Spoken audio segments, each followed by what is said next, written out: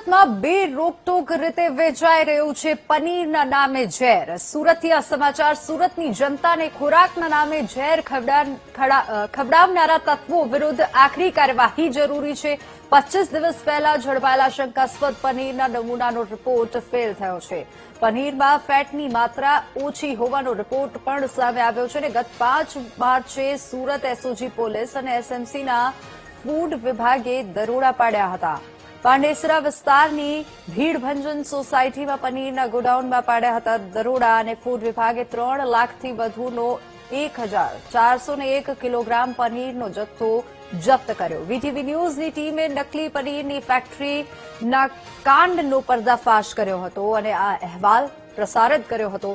SOG પોલીસે report આવ્યા પછી નકલી પનીર વેચનારા પર આકરી કાર્યવાહીની ખાતરી આપી હતી। રિપોર્ટમાં ભેળસેળ સાબિત થતા પનીર વિક્રેતા સામે ગુનો નોંધાશે।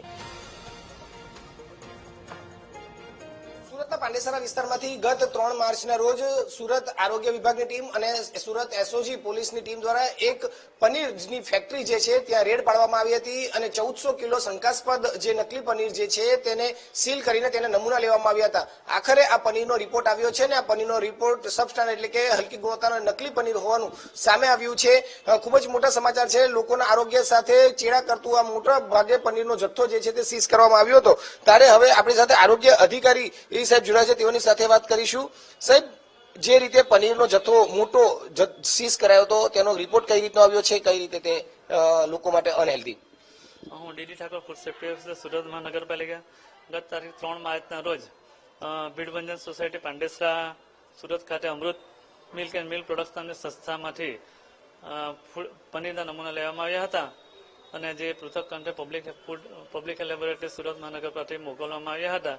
જે નમૂનો સબસ્ટાન્ડર્ડ જાહેર થયેલ છે, જેમાં છે તે ફેટનું પ્રમાણ ઓછું માલુમ પડેલ છે તથા બીટાસિટેરોલ જે વેજ ઓઇલ પ્રેઝન્ટ મળેલ છે તથા બીઆર રીડિંગ વધુ હોવાનું માલુમ પડેલ છે, જેથી સબસ્ટાન્ડર્ડ જાહેર થયેલ છે।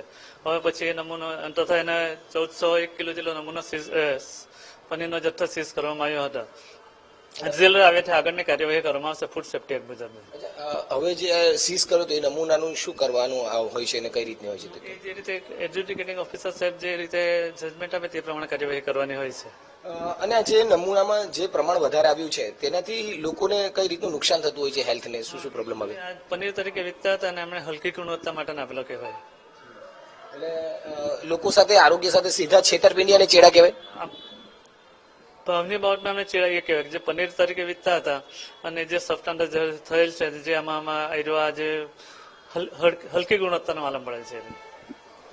એટલે અત્યારે જોઈ શકાય છે 1400 કિલોનું જે પનીરનો જથ્થો સુરત એસઓજી પોલીસ અને આરોગ્ય વિભાગની ટીમે સાથે રેડ કરીને જે પકડવામાં આવ્યો હતો તે હવે નકલી હોવાનું સામે આવ્યું છે, એટલે કે હલકી ગુણવત્તાનું સામે આવ્યું છે અને હવે આ જે પનીર વિક્રેતા હતા તેની સામે કાયદેસરની કાર્યવાહી પણ કરવામાં આવશે। હવે સુરત એસઓજી પોલીસ આ રિપોર્ટની રાહ જોઈ રહી હતી। આ ઓફિશિયલ સત્તાવાર રિપોર્ટ આવી ચૂક્યો છે, ત્યારે આગામી દિવસોમાં આની સામે ગુનો પણ નોંધાઈ શકે છે। કેમેરામેન સરજુ પારેખ સાથે ધ્રુવ સોમપુરા, વીટીવી ન્યૂઝ, સુરત।